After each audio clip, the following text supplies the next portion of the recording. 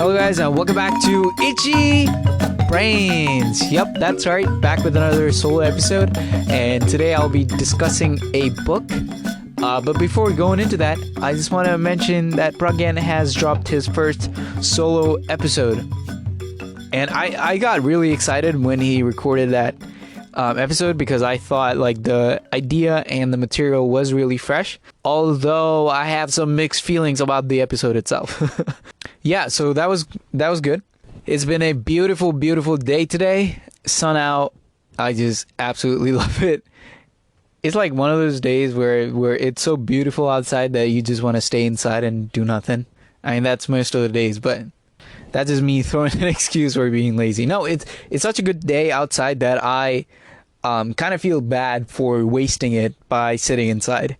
And this doesn't really kick in most of the time. Most of the time when I see that the day is really beautiful, I try to make the most use out of it by going outside, going on a run, or maybe just a walk with my headphones on. I don't know if this has happened to other people yet, but I have definitely shifted away from music into the podcasting world in such a sense that if I were to pick my favorite form of audio entertainment, I would probably go with podcasting. So most of the time, if I'm outside, I'm not listening to any music. I'm listening to podcasts. Such a weird thing to think about. 2 years prior, I would have never, if you would have told me that podcasting was going to be a thing for me, I would have been like, no, that's such bullshit. Matter of fact, 2 years ago, I didn't even know about podcasting or the podcast world in general. So yeah, sometimes I do find it strange to look from a outside perspective, but at the same time, I just love listening to podcasts more than I enjoy listening to music, for instance. Yeah, I don't know what that is. I don't know where I got it from. Although I'm not saying that it's a substitute for music, but that's my audio form of choice. I just feel weird saying that, and it has really been something interesting to reflect on, because most of the times when I'm outside into the world, quote unquote, into the world, I prefer to think and walk. So even if I don't try to do it consciously, like say I don't have any material for the podcast, right? If I go out and go for a run, by the time I come back, I am pretty sure, by pretty I mean like 70 to 80% sure, that I'm going to have some kind of material in my head cooking up. And I don't know how that happens. I'm not saying that the idea is going to be great, but before starting the run, if I had zero ideas, after I finish the run, at least I have something cooking up. I don't know why that happens. So every time when I'm walking outside or when I'm running, when I'm by myself, well, most of the days I'm just by myself, captured in the four walls. Every time I do that, I prefer to be thinking, and music doesn't really help me do so. Although I would say there is a exception for contemporary music, or say very classical music that is very, I can be having that play in a very low volume, and then that can kickstart my thinking pattern so that I am reflecting on something. That's why whenever I'm walking outside, if I am listening to podcasts, it usually kicks in some kind of thinking in me, and then I just pause the audio and then walk the rest of the way just thinking about the stuff that was just discussed on the podcast. And if I'm trying to do this habit, I just found out about this wonderful app called Notion. I had known about it for quite a while now, but I never made a use of it. Basically, Notion is a note-taking app, but then it lets you do so much more. It should be my productivity app of choice, and that's what I'm trying to do. So every time I listen to a podcast, every time I watch a movie or say something like that, and this is a hope. I've just begun doing this kind of stuff. I've not completely developed a habit yet. So what I would like to get at is that every time I listen to a podcast, every time I read an article, or every time I watch a movie. What I want to do is, after I finished doing the task, I want to reflect on if there was something intriguing on that article. So, till date, most of the articles that I look at, I tend to think that I'm going to remember everything that the article talks about. Or sometimes there is that light bulb that lights up when I'm reading an article or when I'm listening to a podcast. There is a light bulb in my head that just lights up. I'll be like, oh, that's a really cool topic. That's a really interesting idea. But then it just dissolves into thin air. And maybe the idea entertains me for 5 to 6 minutes, and then it just disappears. It's almost like motivation to an extent. So if you're watching a motivation video, the motivation, you have some kind of spirit in you that wakes up all of a sudden, and then the next thing, what is the next thing you do? You forget about the motivation, but you do realize that there was something in you that had woken up, and that energy had to be expelled. This was very true when I was in school, or even now when I'm in college. When we used to have guest speakers or just teacher in general, sometimes they would just say something very motivating that you feel like, okay, as soon as I'm gonna go back home, I'm gonna start working on my homework and then just finish that shit right away. But then that never ends up happening because the motivation you got was from first period, and by the end of the day, that motivation, that wave, just disappear.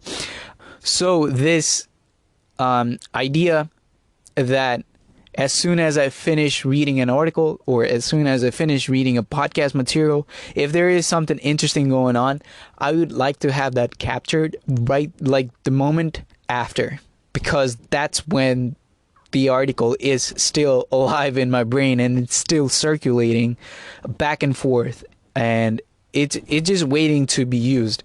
Otherwise, it's just gonna go disappear. So yeah, that's something I've been working towards, using this app called Notion, and I've been loving it. Today I got introduced to a very uplifting side of Nepali podcasting world. I was listening to this Nepali podcast called, I don't know what it was called, but I will definitely link it down below.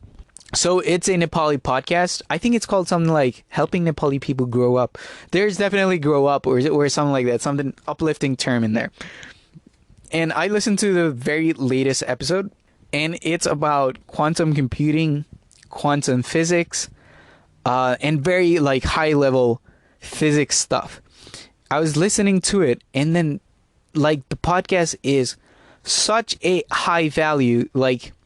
There are so many interesting things going on at the same time, which made me think that, okay, Nepali, there are some good quality Nepali podcasts out there that I can listen to. Before I found out about the podcast, my main go-to for very deep quantum computing stuff or quantum physics stuff was to go to this podcast by Lex Friedman, and they talk about, he brings in really intellectual guests from, say, someone who's been working for computer science in the computer industry for the past 10 or 12 years. And then he would bring those kind of guests.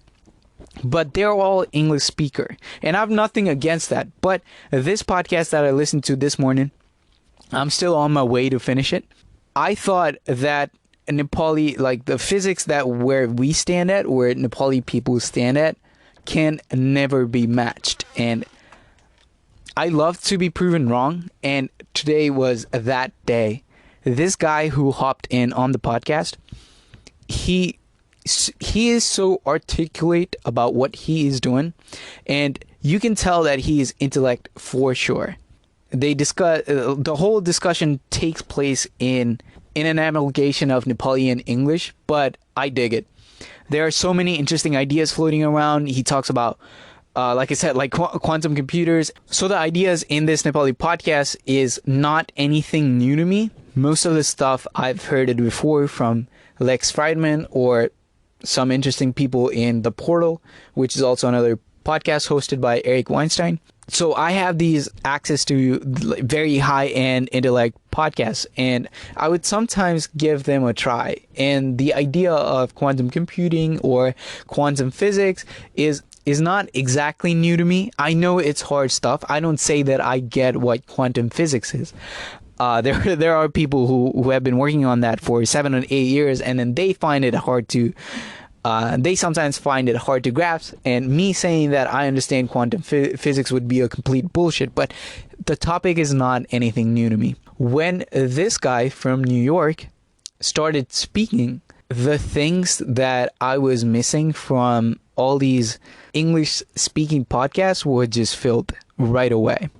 I think it's the fact that deep down, since my mother tongue is Nepali, when someone explains me things in Nepali, I think I get a better understanding of that world than when someone explains it to me in English. Like if someone explains very high level physics, like quantum theory, say, or string theory in Nepali versus in English, I think I would get more intuitive understanding of it from someone speaking Nepali, because it just fills in all those little gaps that are missing when I listen to it in English. I don't know, it's such a weird thing.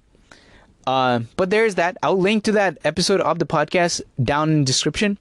And the guy who's the guest on the podcast did remind me of Anish Sir to a degree. By that I mean in which the way the guest speaks. I thought that there were like a lot of similarities between the words used and like the tone of the whole language.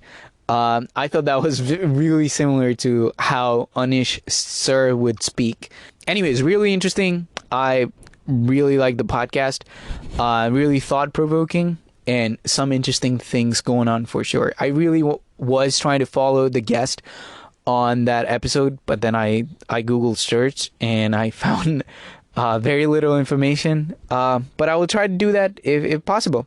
Yeah, you guys should definitely give that podcast a listen. So let's talk about this book. It's a book called The Four Agreements. It's written by Don Miguel. And the last name, I want to be careful. I think it's Ruiz, R-U-I-Z. I'm not sure how I found out about this book. Maybe it was through Amazon, and maybe someone recommended it to me. But yeah, it's a very simple book. I would say that it's a very easy read with simple ideas. But when you transfer those ideas into real world, I think it can be difficult than it sounds. So there are these 4 points that Miguel calls agreements, and the idea is that if you follow these protocols, if you follow these agreements, we are going to be better people at the end of the day, or we are going to have better interactions with other people around us at the end of the day, and leading to a subjective well-being. So what are these 4 agreements that Miguel talks about? Again, they're really simple. I think one can get like 50 to 60% of the idea just by listening the title itself. They're so simple. Number 1, be impeccable with your words.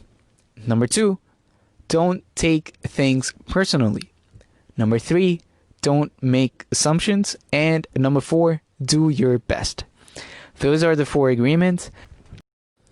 So let's get into the first idea, which is, or let's just call them agreements as Miguel does. Be impeccable with your words. I'll be honest, when I first read the word impeccable, it was very new to me, so I had to Google it just to see what it meant. I mean we can already draw an idea on what the word impeccable means. Is very close to, say, like being thorough with your words. Trying to have a very clear communication with your words and how you treat your words. And Miguel says that this is like the top agreement everyone should make with themselves. I think he has other better agreements than this, but I can certainly see where he's coming from. So yes, having a clear communication is always important. Is not something that I actively participate in. If I have some kind of conflict with some other person, I am more often than not prepared to leave than to stay and have a better word-to-word dialogue. But he says that making a clear relationship with the words that we are using. In other words, say what you mean. Don't waste anyone's time. Just say what you mean, and have a clear form of communication. He also uses words like love and peace, which I don't generally use. He says that we should use our words towards love and peace, meaning something more positive. Most of the time when we are trying to communicate, I think there is a lot of hatred involved. There is some kind of, he says, there is a lot of poison involved in every time we are spilling our venoms. That shouldn't be the case. We should not try to create any kind of conflict with the words we are choosing to use.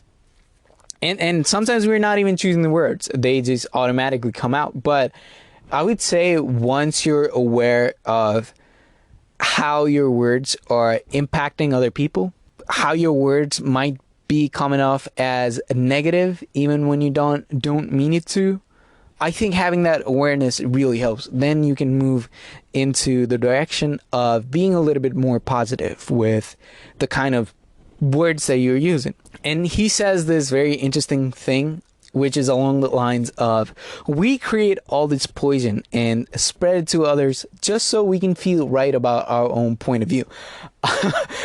That is very true. So I think essentially what he is trying to say is that whenever we're making an argument or whenever we are trying to form a good point or just have a point in general, we are using every possible shortcut, every possible reason to pass hatred towards the other person so that he can give up his topic and respect your views, respect your opinions. So like I said, he uses words like poison and venomous, like very simple ideas, but sometimes I find very cliche to use the words. That's my own problem. And once we do that, once we have handed all these poison to the other person, we can just like feel good about ourselves. Just be like, I feel so good about myself. And that is very true. And the other way that I look at it is that we are really trying to protect our ego. Every time something that might hinder upon our belief, upon our biases, comes close to the ego tries its best to protect itself. So anything that we can do, anything, the other person might get hurt, the other person might just get destroyed, but anything mean we can say to protect the value of our ego is being said, is being expelled. And then we think that we have gotten our point across, but that may not always be the case.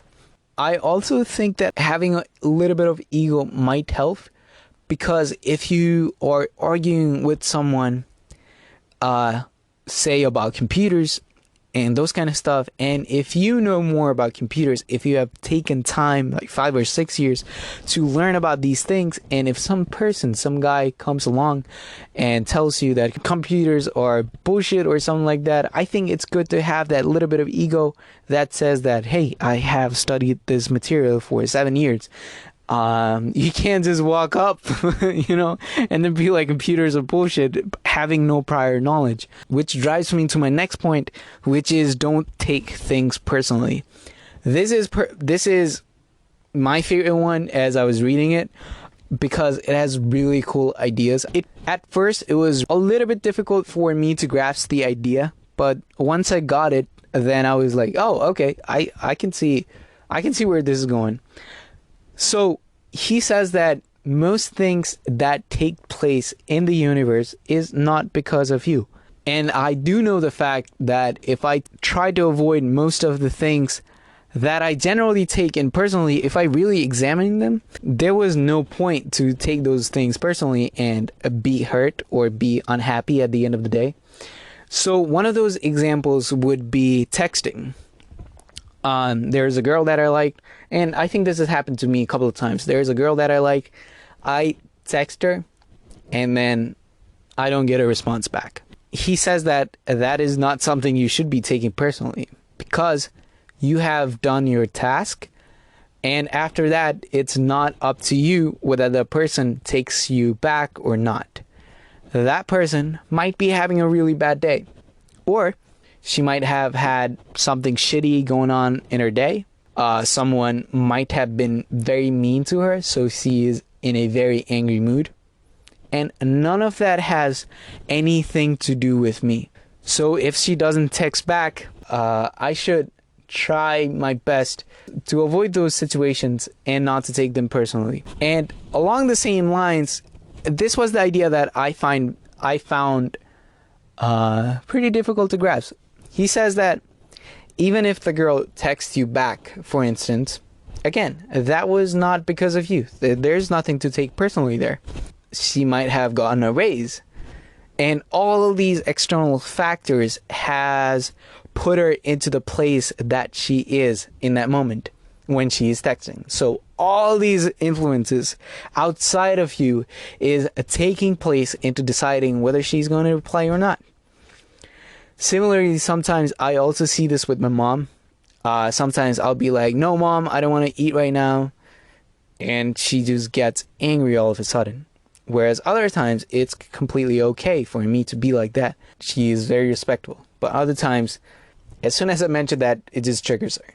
And if I go into this idea of not taking that personally, I'll be like, yeah, even when she is acting nice, there's nothing personal there going on. Even when she is acting angry, there's nothing personal going on.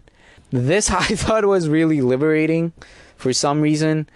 And this can also be like a little bit hurtful because sometimes you think that the other person's happiness is caused by you, but a lot of the times it's not. A lot of the times it's because of the external factors that are playing in that has brought them to that moment. And it also depends on what belief system they have internally. What are the things they believe in? If they have a victim mentality, and if you talk to them, you'll find yourself drowning in the sand because the person says that everything in the universe is wrong and everything happening to them is wrong.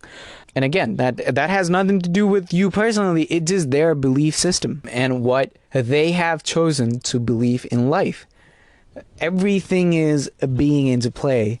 And this also relates to something that Ricky Gervais had said in one of the podcasts. Ricky Gervais is a really brilliant stand-up comedian. If you guys know the show The Office, you guys know that it was a remake of a British version of that show. The British version of The Office was written by Ricky Gervais, so he's a very renowned comedian at the moment, I would say. If you take everything personally, and when we go into the world of Twitter, this is very true. I think people are getting triggered by everything that they see there, or even on Instagram, or in any social media outlet. Maybe there's a comment on someone's post, and then you're getting triggered by that. Or even on Twitter, someone says something and you're immediately triggered. We start to take things personally, and I've done it so myself. I would say I still do it, but it's something I want to work against.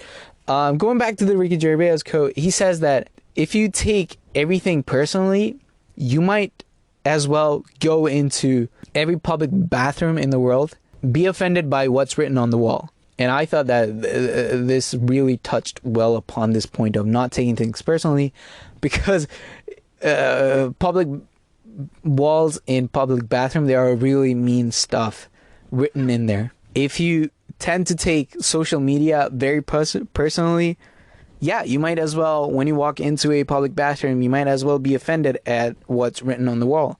I think reasonable amount of people are not offended by that because, again, like the same factor, we don't know what the person's belief system is. We don't have to care. He might have been in a happy mood. He might have been in a sad mood. Who knows? Who knows? Yeah, there's no point in taking those things personally. Maybe you might give it a laugh. You might put some thought into it. But then at the end of the day, if you want to stay happier, I don't think there is a lot of reason in taking things personally from other people. And there's another quote that I want to mention that was in the book, in this chapter. It said something like, if someone is negative towards you, it is their negativity, not yours. Their problem, not yours. I think the line speaks for itself. If someone is being really mean to you for no reason, is their problems, not yours. So that was the second point. The third point is, I would say it's very related, but not the same. So the third one is don't make assumptions. The problem with assumptions is that once we make them, we believe that they are true. I would also go on to say that accumulate of a lot of assumptions slowly turns into hard judgment. So I think assumption stems from all the biases that we have accumulated over the years. I feel like we have heard this so many times: don't judge people, don't make assumptions. And yeah, I think it's a very simple idea, but it's really hard to implement. One of the assumptions that I used to have when I was in Nepal was that as soon as I see any Americans, I would instantly think that they're rich. Part of it is true because there's the dollar conversion value that automatically increases when you enter the country. But as I have come to the country and been here for 2 years now, I have definitely been to the parts where that is absolutely not true. Like, poverty is also a thing here. There are definitely other assumptions I carry with me that are not at all good for me. I've yet to come in terms with those assumptions because sometimes it takes another person to show you what's wrong with you. The book says that we form assumptions because we are very afraid to ask for clarification, and we believe that our assumptions are right. But in actuality, there are those small gaps missing because the clarification isn't there. This is very true for me. Sometimes I don't, even when I have questions, I don't really ask people about it. Something in me just holds myself, to go forward and ask for clarification. Then we go back to the first base where it's like, now I want to defend my assumption, so I will try anything to make you feel bad and then prove your assumption wrong. The book gives this really really good example. Suppose you're walking in a mall, right? And then you're looking for things. Maybe you're window shopping, doing your own thing. Maybe you're looking at the new iPhone that was recently launched, and there is a girl across, and she looks at you, she smiles, and then she leaves. That's it. That's all that happened. Maybe the whole scene took place in the span of like 2 seconds. It was just a glimpse. Now, what we naturally do, what I do is we make up like our own fantasy world of being together, or why did she smile at me? Well, what might be the reason? Am I looking too good? Was it like, did she find me attractive? What was it? What's the reason? So I go on to make my whole fantasy world based on that a moment of glimpse. But that fantasy is in my mind. It's a personal dream. It's not something that exists in the world. The other example that the book gives might be hard to relate to, but we have definitely seen this in television, right? So this thing is in quotation marks. So this thing is something from a book. You decide to get married, and you make the assumption that your partner sees marriage the same way you do. Then you live together, and you find out that this is not true. This creates a lot of conflicts, but you still don't try to clarify your feelings about marriage. The husband comes home from work, and the wife is mad. And the husband doesn't know why. Maybe it's because the wife made an assumption without telling him what she wants. She makes an assumption that he knows her so well that he knows what she wants, as if he can read her mind. She gets so upset because he fails to meet her expectation. Making assumption in relationships leads to a lot of fights, a lot of difficulties, a lot of misunderstandings with people we supposedly love. He said that we don't need to justify love. It is there or not there. Real love is accepting other people the way they are without trying to change them. Also, if other feels they have to change you, that means that they really don't love you just the way you are. So why be with someone if you're not the way he or she wants you to be? Yeah, like I said, we have seen this happen so many times in movies, and it is very true for people in close relationship. Once they've been together for a while, they think that that the other person knows what they want, and then they start making assumptions that has to meet their expectation now. But when that expectation is broken because the communication was not there in the first place, a lot of conflict arises. So one of the ways to deal with this was, like Miguel says, is to form a clear communication and like a good clarity pattern in your day-to-day life. If something isn't clear, it is best to ask and make that thing clear. Sometimes we don't know that we are making assumptions because we just skip that part. We just because we don't usually examine ourselves on how well we know about one thing, or how well we know our partner, or why just make assumption in the first place. And I think we have a better clarity when we are building something ground up instead of in the middle. So, and this is the same idea from first principle and second principle thinking. And that can be built with a better sense of clarity, better sense of asking questions. So this, like I said before, these ideas are very simple, but when it comes to real life scenarios, like these are absolutely very harder to do, harder to implement, harder to remember, because we fall back into the default pattern. And I think we only start to change when we realize that something is not serving our purpose, when something is not making us happy. Like, reality has to crash for us to understand that something is wrong within us. Yeah, that's why a lot of the times it's just difficult, because something bad has not happened to us yet. And the assumptions that we make has been working, or we think that it's been working, and we are doing fine in our lives. So we, don't break that agreement. I certainly feel that intuitively. I know that, yes, I'm going to be way better off if I stop making assumptions. But yeah, it's going to be really hard to do. Not backing up, giving it a shot. And the last agreement is always do your best. So we have heard this so many times, especially when someone is playing soccer or basketball or any athletic competition. Is like, come on, do your best. Okay, give your shot. Go do your best. But here in this context, Miguel speaks in terms of the previous agreements that he has already mentioned.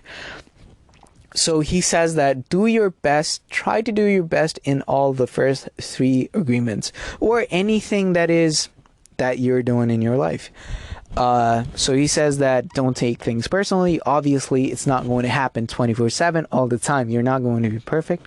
But give it a shot and try to do your best. See how it turns out. Do your best. Anytime you realize that you're falling back into the same pattern, you can be aware of the situation. Being aware that you are being lost, or that you're not doing your best, can be very powerful, just having that awareness. And if we try our best to be impeccable with our word and all these things combined, and anytime we fail to do our best, we don't have to suffer from any guilt. We don't have to blame ourselves, and we don't have to self-punish. We just have to be aware that we are not doing our best, and then pick back up and then start doing it again. Like, all of these agreements are very mental. I don't think they're physical at all. Although do your best if you're going out in a gym. Make sure, try to do your best at working out, or whatever thing you're doing. Maybe you're doing your push-ups. Trying to do your best, doing those kind of things. It can really help. And again, these are the ideas that are very simple, and I could definitely see that everything that he talks about is something that is going to make my life less miserable from the point that I'm in. But again, it's the implementation part that is difficult than it sounds. These ideas are very simple to retain. Words, personal, assumption, and best. And that's the book. I highly recommend that you check this book out. Again, it's really simple, easy read. The read is really easy. And the words are easy as well. The ideas are very simple. And I think it's a good philosophy. I think at the end of the day, a lot of the philosophy is trying to convey the same message, but they might have different set of builds. But I think most of the philosophy leads to this 4 points, or at least like 60% of them tried to point out to the same thing that this one book is pointing out. And yeah, that's what I had to say about the book. I thought the book was really interesting. The ideas were not particularly new to me, although the way it's been said, I thought I gave it a fresh take. And yeah, I really like the book. It's one of those books that I want to keep returning back to, just to re-emphasize on some of the points that it's talked about, maybe sometimes in the future when I've already forgotten about this stuff. Yeah, again, the name of the book is The Four Agreements by Don Miguel Ruiz. I'll leave a link of the book in the description. And that's all the time I had for today. If you want to come say hi to me on Instagram, my Instagram is at Project33. If you didn't like the episode, or if you think that I said something wrong, or if you don't agree with what I said, feel free to text me there. And I'll see you in the next one. Bye.